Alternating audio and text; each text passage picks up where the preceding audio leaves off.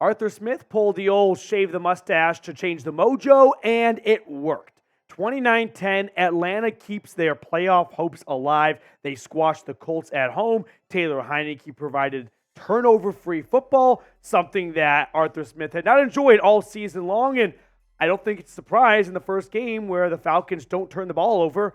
They scored 29 points, a single season high this year. So let's look at the numbers before we look at the updated playoff picture, which I know everyone is looking for here. But Taylor Henicke, smart and accurate with the football, 23 for 33, 229 yards, had a nice touchdown pass to Kyle Pitts. He got Bijan Robinson going through the air and on the ground. Altogether, the Falcons offense was rocking and rolling, right? It was clicking, it was humming, it had some rhythm to it, whatever cliche you want to use. This Falcons offense held up their end of the bargain. And then as for Atlanta's defense, gave up a opening drive touchdown for the first time this year and then settled in very nicely.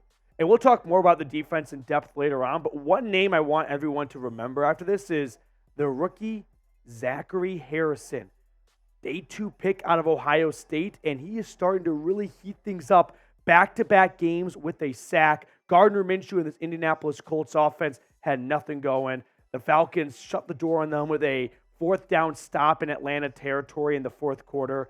And right now, Arthur Smith, he gets to enjoy a much more happy Christmas, we should say. And Merry Christmas to everyone watching as well. Hope everyone had a good Christmas Eve. But Arthur Smith, we'll talk about the playoff picture next year, but will Arthur Smith keep his job? 7-8, one more win, and he breaks this run of 7-win art and gets his first 8-win season as a Falcons head coach. But Arthur Smith has 2 big games coming up against the Bears on the road, who are currently leading the Cardinals 14-0.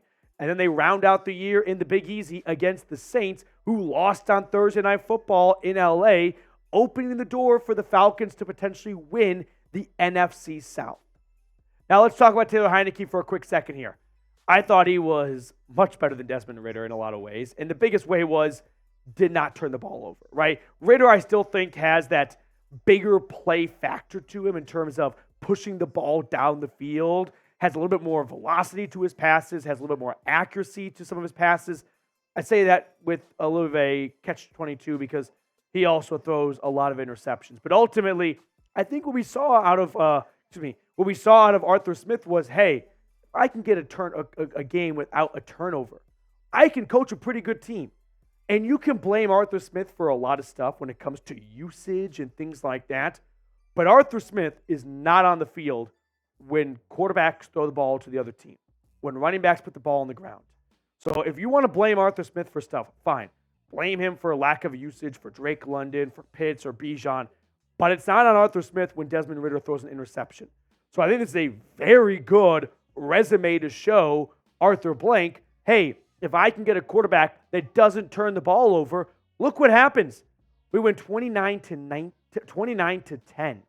Bijan had a terrific day just altogether, and he is really evolving as a two-threat back, right? 12 carries, 72 yards, had that beautiful 32-yard run, but also through the air. 7 grabs for 50 yards. That was his best receiving day in his young NFL career. And then Tyler Algier has kind of been quiet for the last third or 2/3 of the season almost. He had 9 carries for 69 yards, nice, and a touchdown run to pretty much put this game away, but still some good amount of football left here. He also chipped in with 1 grab for 19 yards. But I want to look at the updated NFC playoff picture here because Atlanta, they still don't have great odds to make it, but they're not dead in the water. So let's look at it.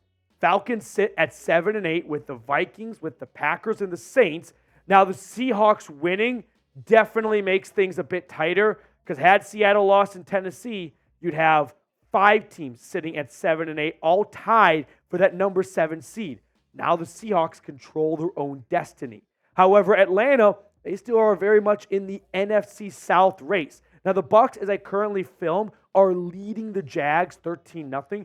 But if Tampa Bay loses this game, 20-0, that's not good news. So the Bucs are up 20-0 over the Jags. If they somehow blow that game, though, you'll have Tampa, Atlanta, and New Orleans all tied at 7-8 going into the last 2 games of the season. Now, before we get on to the rest of today's post-game show, I do want to tell everyone about our great sponsor, which is Prize Picks. Now, if you're not familiar with Prize Picks, let me get you up to speed. The way Prize Picks works is you select 2 to 6 players, and then from those selections, pick more or less on their projected stats. So here is what I'm rolling with for Sunday Night Football. I'm taking the more on Russell Wilson's passing yards, which is a goblin, which means they lowered the yard projection to make it easier to hit for you. That's at 174.5. Bailey Zappi, I'm taking the less on his 29 passing attempts. I'm taking the more on Courtland Sutton, who has 10 touchdowns this year at half a touchdown. And then finally, the more on Jerry Jeudy's receiving yards at just 24.5. If you love those selections, you want to have a little bit of skin in the game, a little bit of excitement for what's honestly a bit of a snooze potential fest Sunday Night Football game between Denver and New England, go to prizepicks.com/CLNS and use code CLNS for a first-time deposit match up to $100. Because I love you guys, I put that link in the comments and description of today's video. Let's talk about Indy's offense, but really Atlanta's defense, as Jesse Bates notched another takeaway, his 6th interception of the season. He's got 6 INTs on the year, 3 forced fumbles, 9 combined interceptions and forced fumbles. That gives Jesse Bates the Atlanta Falcons' single-season record for combined interceptions and forced fumbles, taking down DeMonte Casey from a few years ago with his 7 INTs and 1 forced fumble. It's his first year in Atlanta, and Jesse Bates has showed you why you made him one of the highest-paid safeties in the NFL. He held down things in the back end, and as for Atlanta's pass rush, they were all over Gardner Minshew. Zachary Harrison, Calais Campbell. Arnold Ebiketie did suffer a knee injury late in the game, so keep an eye on that.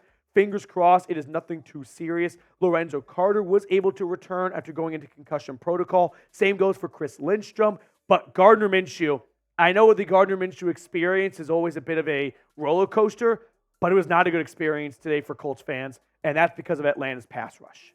So that all being said, I do want to get you guys involved here. Who was your MVP from today's win? Do you want to go with Taylor Henicke? Right? Turnover-free football. Something we have not seen this year. Someone on defense potentially. Let me know who your favorite or who you think the MVP was from today's game down below in the comment section. And quickly, remember, go ahead and subscribe to the channel if you have not already. We have been growing like a weed the last couple of days. Help us reach 17,000 subscribers. Get yourself the best Atlanta Falcons YouTube content for free on YouTube. And I'm going to see you guys tomorrow. Have a wonderful Christmas. Enjoy your Christmas Eve. And hopefully we can get some more Atlanta wins in the future.